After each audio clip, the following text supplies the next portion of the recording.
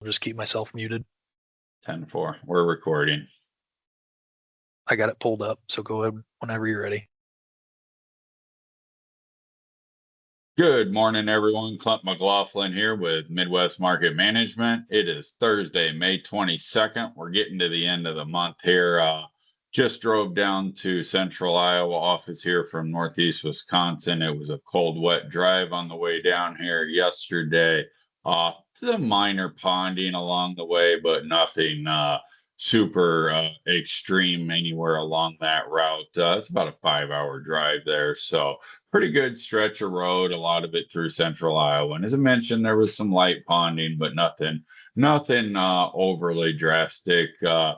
I got Riley Sykard on with me here today. We're going to jump right into U.S. weather. Remember, guys, when we do our weather comments here, we're not meteorologists. We are grain brokers and advisors in grain marketing sector. And a lot of the purpose of what we're doing here is trying to help our producers get a view of what's going on nationally and not look out their back door, not look at the ponding in their back 80 and try to look at this from a national yield perspective, Riley. I mean, really our goal in this is to try to help farmers make good grain marketing decisions. And we feel that it's best to zoom out a little bit from that perspective and try to not chase around the problematic areas and just do an overall national yield perspective approach. So appreciate everybody staying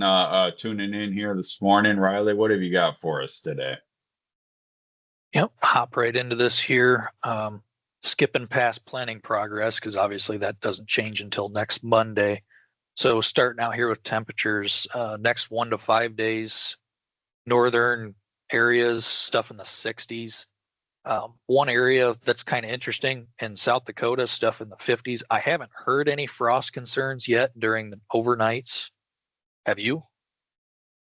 I have not heard anything from customers up there. And if there are, it would be pretty isolated areas.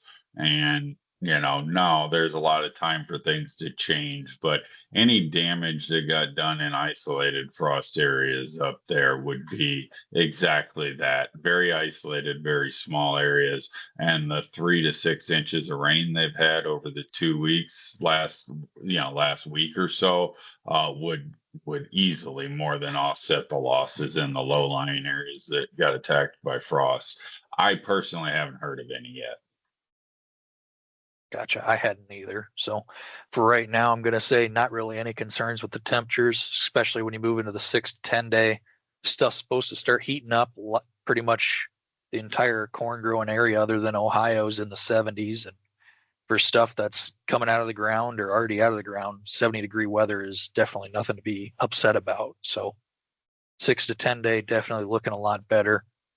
Last 13 days of rainfall, that cell that came through Monday through Wednesday was very spotty. As you can see here on the chart, locally we had as much as 2.5 inches, where other areas you don't have to go that far away and they had sub 1 inch. So kind of interesting when you look at that on the map. It kind of illustrates that as well, where there's areas that got hit pretty hard and there's areas that almost got missed completely. So that rainfall Monday through Wednesday, guys that were in the field yet, maybe slowed them down, maybe didn't. I wouldn't say it's really a market changing issue. What's your thoughts?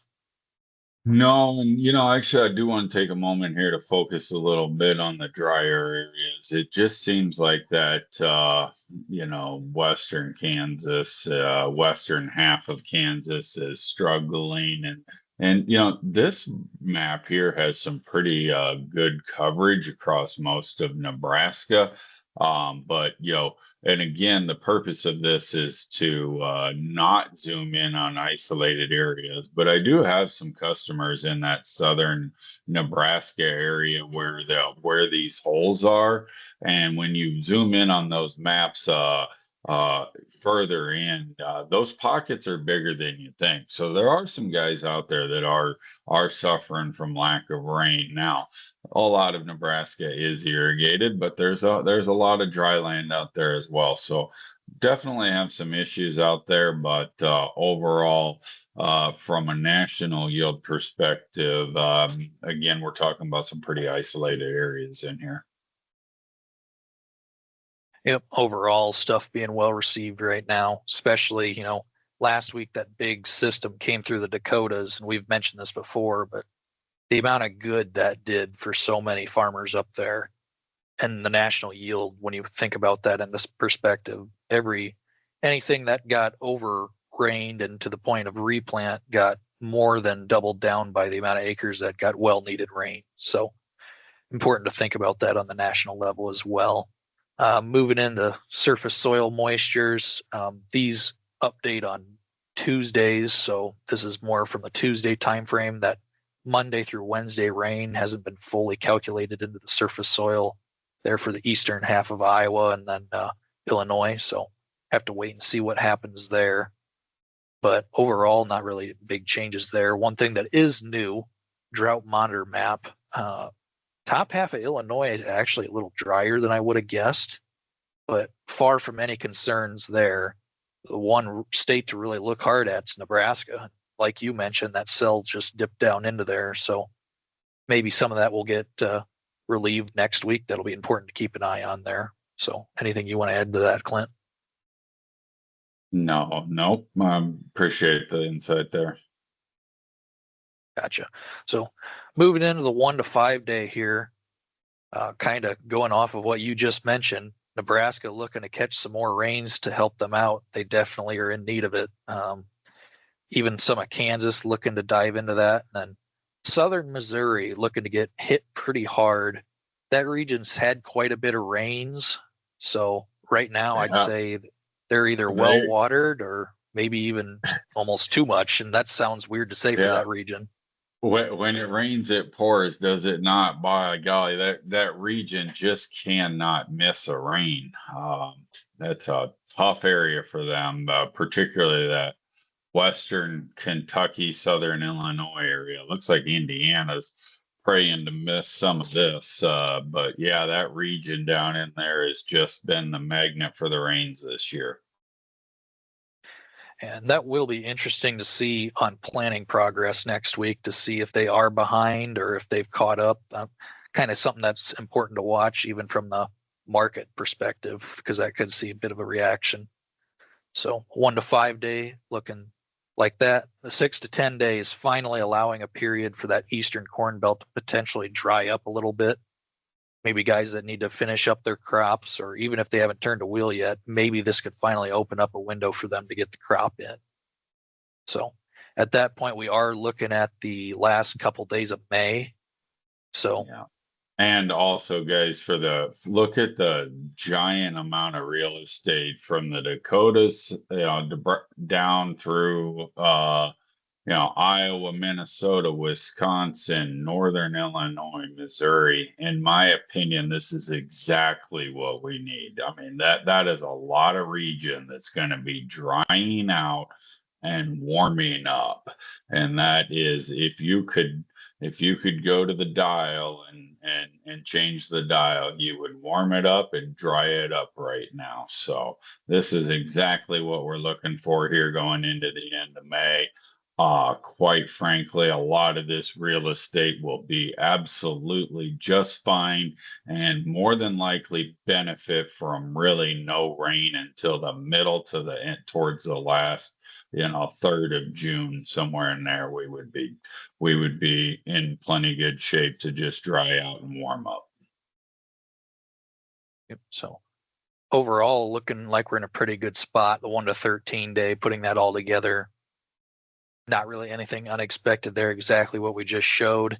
So overall, on the U.S. standpoint, I mean, other than the East, it looks like everybody's got their crop in, as long as you're not in that eastern corn belt or too far to the north. And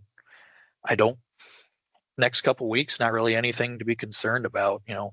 As we get more into that dry region, if there's no rain in the forecast for the next 2+ weeks out, maybe you start hearing some guys beating the drought bell. But for right now, everything looks pretty dang good. Yep, off to a good start, Riley. Looking forward to some warmer weather and get this crop moving along, get some spraying done, all the things that normally get done this time of year. And yeah, we'll see where we end up. So greatly appreciate everybody tuning in. Again, Clint McLaughlin, Riley Sidecard, Midwest Market Management. If you'd like to check us out, these videos clearly on YouTube, you can also sign up to have them sent to you via text message as we let them out on Tuesdays and Thursdays. And there's also a lot of great audio comments on the website, midwestmarketmanagement.com. So appreciate everybody tuning in. Thanks a lot. Have a great weekend. We'll be back on here Tuesday to let you know how we're getting started in the week. This material has been prepared by a sales or trading employee or agent of Midwest Market Management and is in the nature of a solicitation. This material is not a research report prepared by of Midwest Market Management Research Department. By accepting this communication, you agree that you are an experienced user of the futures markets, capable of making independent trading decisions, and agree that you are not and will not rely solely on this communication in making trading decisions. Distribution in some jurisdictions may be prohibited or restricted by law. Persons in possession of this communication indirectly should inform themselves about and observe any such prohibition or restrictions. To the extent that you have received this communication indirectly and solicitations are prohibited in your jurisdiction without registration, the market commentary in this communication should not be considered a solicitation. The risk of loss in trading futures and/or options is substantial, and each investor and/or trader must consider whether this is a suitable investment. Past performance, whether actual or indicated by simulated historical tests of strategies, is not indicative of future results. Trading advice is based on information taken from trades and statistical services and other sources that of Midwest Market Management believes are reliable. We do not guarantee that such information is accurate or complete, and it should not be relied upon as such. Trading advice reflects our good faith judgment at a specific time and is subject to change without notice. There is no guarantee that the advice we give will result in profitable trades.